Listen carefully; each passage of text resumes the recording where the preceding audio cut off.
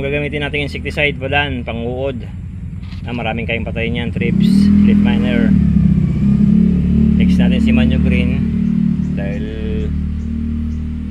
maulan, i-stress yung pipino natin. Anti-stress, Manyo Green, dagdag nutrients. Tapos yung fungicide natin, mga nagtatanong ano, Fungitox saka yung Detain. Pero ang gagamitin natin itong Detain, Mancozeb. 6 na kutsara nito. Mura lang ang Mancozeb na ganito, 100 grams. Pwede kayong bumili dyan sa link na nasa ibaba ng ating comment. 50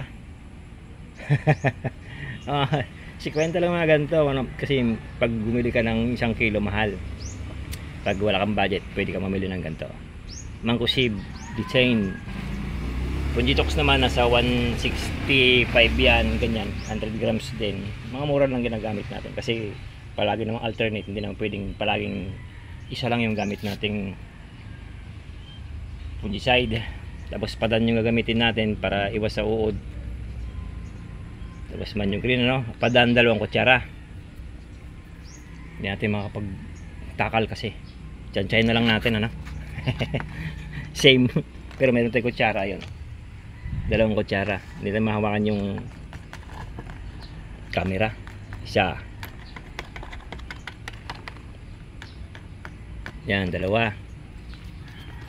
Nakaraan, ito rin yung ginamit natin, kaya matagal na yun. Kaya pwede mo naman gamitin magkasunod na 2 beses lang, pero pag pangatlo, ibahin mo na yung insecticide na gamit, ano? Dito yun ang gagamitin natin, mga 6 na kutsara yung Mancozeb nating ihalo, ano? Kasi katatapos lang bagyong opong ba yun? Mancozeb.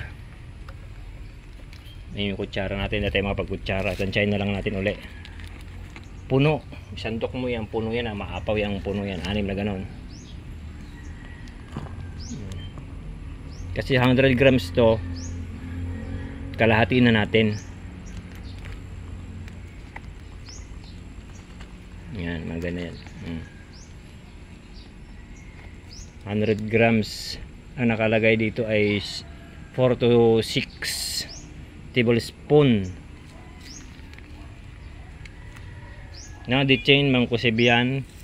Mancozeb din yung active ingredients yun. Rehas lang sila ni Mancozeb na yellow yung gamit natin, ano? Pero kung kung systemic yung gamit yung fungicide, mga ilang kutsara lang yun kasi systemic yun. Siguro mga 3 o 4 lang kutsara. Kaya lang sa pipino hindi ako gumagamit ng systemic. Nangungulot kasi yung dahon ng pipino, talbos. Paraging contact. Fungicide ang gamit natin, Fungitox sa Detain. Pinag-alternate lang natin yan. Tapos si Manyo Green, shake mo na. Ito yung legit na Manyo Green, ha. Red Cap. Ilan na ba yung dosage nito? Nakalimutan ko na. Yung Manyo Green 50 ml, pwede tayo maglagay ng 50 ml o 40 ml yan. Yan 60 ml yan eh. Hindi pa na shoot. Yan. Pwede siyang ihalo sa fungicide si Manyo Green. May mga fungicide kasi, may mga foliar kasi na hindi pwede. Nawawala daw yung bisa. Ngayon i-spray natin sa pipino.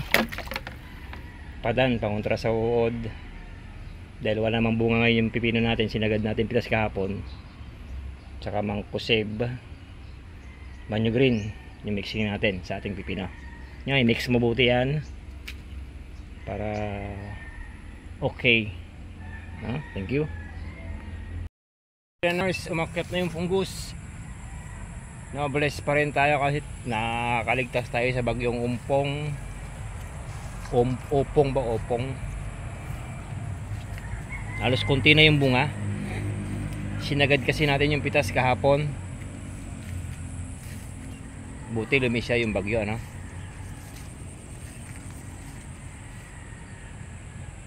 Ganyan yung itsura. Ang na-harvest natin dito kahapon, yung fourth, pang-apat na pitas ay nasa 350 kilo. Mga ganyan na lang yung iwan. Spray natin ng pang-uod tsaka yung pang fungus. Yan, hirap na hirap yung pipino natin sa mga bagyong dumaan. Kahapon katakot-takot yung bunga dahil nag-alala tayo baka dumaan dito si bagyo. Buti lumisya. Sinagad natin yung pitas. Okay na okay naman kasi wala tayong mga malalaking bunga ngayon. Puros mga ganyan pa lang yung bunga. Samantalay natin ang pag-spray. Medyo maaraw na. Dito naka fourth harvest na. Ang gagawin natin ngayon mag-spray. Baka bukas o mayang hapon makapag-abono tayo. Yan, mga bunga pa rin sa ibaba kasi fourth harvest pa lang. Halos naubos yung mga bunga malalaki ngayon. Ay, ikaw ba naman yung makita mo yung dinaanan ni Upong, talagang nagbabaliktaran pati mga poste ng kuryente, ano? Ganyan na mangyari, oh. Kaya mag-mix tayo ng fungicide. Ang gamitin natin yung Mancozeb. Na-alternate ko lang yung Mancozeb sa kasi Fungitox. Hindi kasi pwede na isa lang yung fungicide sa pipino, ano? Para maiwas yung insecticide resistant, ano? Ganoon din sa mga insecticide natin. Paiba-iba yung ginagamit natin dito. Padan yung gagamitin natin, ayan. Kasi mga Lunes pa tayo dito makakapitas o Martes. Nilaglag lahat natin yung bunga. Natakot ako doon sa umpong. Nakikita ko yung mga dinaanan ni umpong, talagang nagbabaklasan yung bubong. Buti dumisya, ano, bless pa rin tayo. Kasi hindi dito dumaan, ano. Pero meron na namang medyo tumagilid. No, kunting kon lang yan. Kunting hilot. No, spray tayo ngayon, mamaya siguro hapon makapag-abono kung may oras pa tayo makapag-abono, no, o kay bukas. No, fourth harvest na tayo kahapon. Naubos ang bunga. Naka 350, yung pangatlo ay 240 yung pitas. Medyo tumataas na yung presyo ng pipino. No, thank you.